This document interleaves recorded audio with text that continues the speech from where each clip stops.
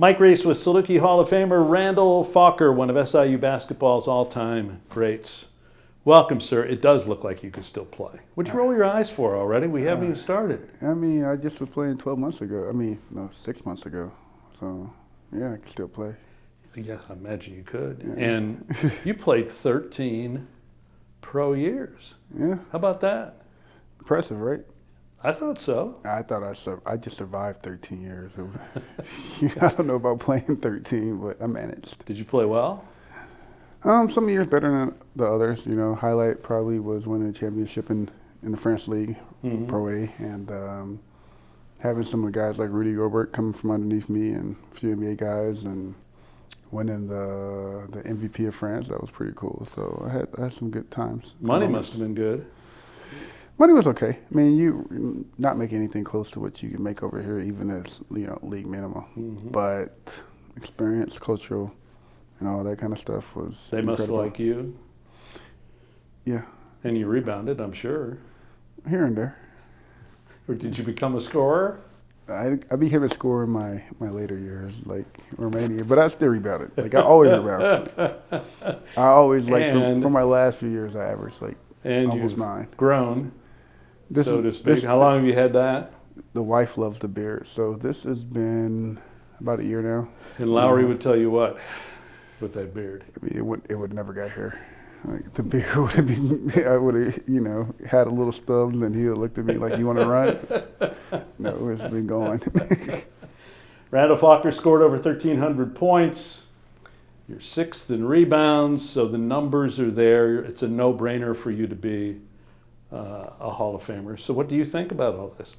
It's definitely an honor, but you know how I am.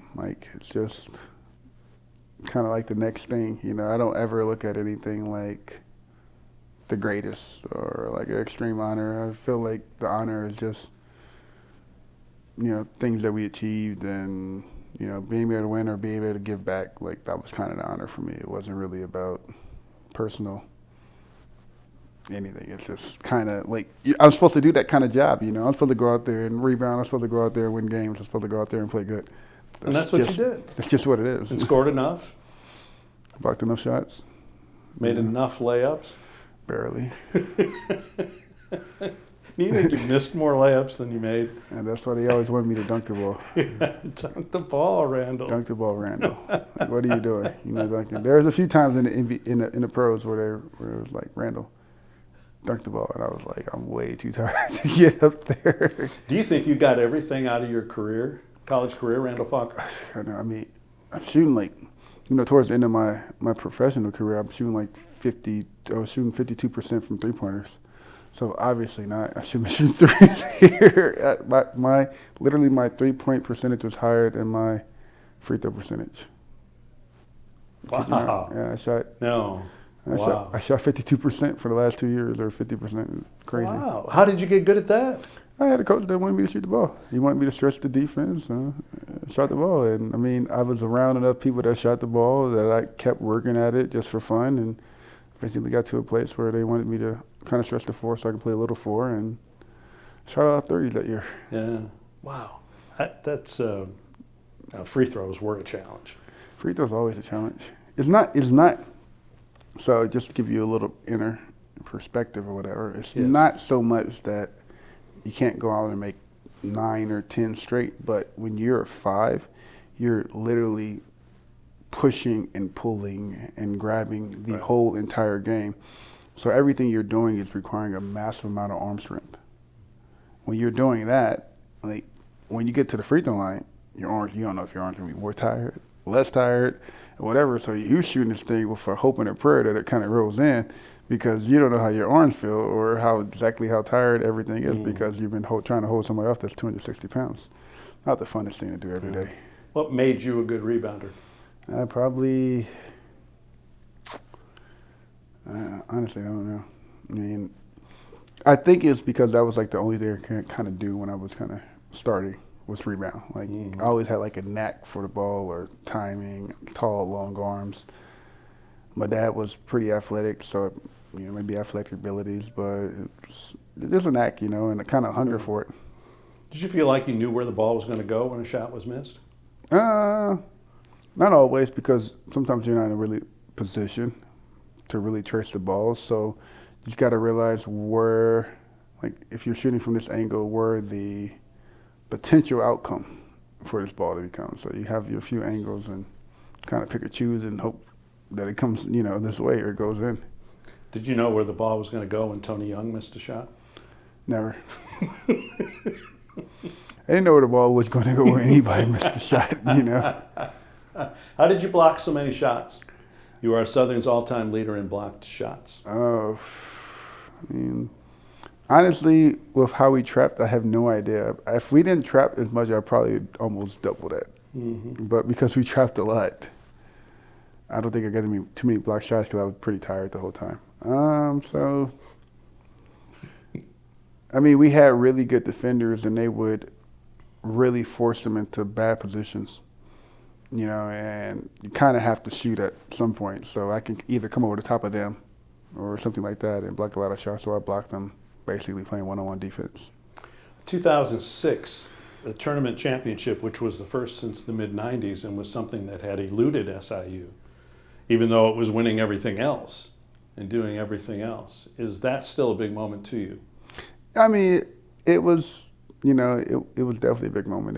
That was an incredible game. That was like a 18-16 game or something.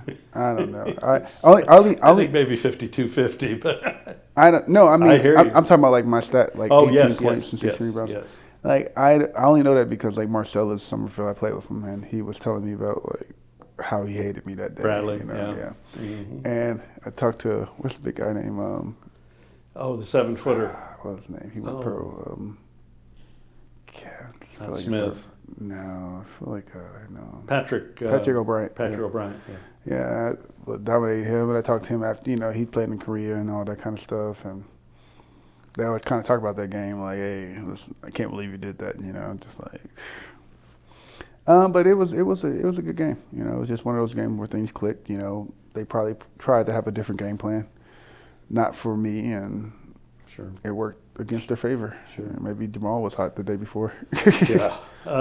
2007, made it to the Sweet 16, lost to Kansas. Are you one of the players who still feels that team could have, should have gone to the Final Four? I never knew I never knew that was our plateau, honestly. I mean, that's more of a, you can kind of tell where the shift has kind of came with, with smaller teams making it to the Final Fours now. But I don't think back then the referees were, I can kind of say it now. You're going to go refs now. I just don't. I think you have an agenda at some point in time. Like, you think Kansas got the calls? I think Kansas got a few more calls. I think they still won, but I think a call or two maybe changes the tide. There was a few times where you're like, I don't know about that one, but they had Sasha and Julian Wright and a couple other guys that were legitimate players. So. Tough game, tough atmosphere. One shot or something else, we might have been on the way to the Elite Eight, and who knows what happens after that. That was a good team. Yeah, they were good. I'm talking about you. Oh, yeah. You're 11th ranked. You were 4th seed. These are all things that was a good team. These are all things I forgot. But I remember the team and stuff. We played hard. Tell me if you remember this story as we wrap this up. Oh, man. What terrible things you're about to say. I was not there for this. All right. So there may be some legend in this story. Randal is from St. Louis. He played at Gateway Tech. Bruce Weber was Southern's head coach when Southern started recruiting him. Chris Lowry was an assistant.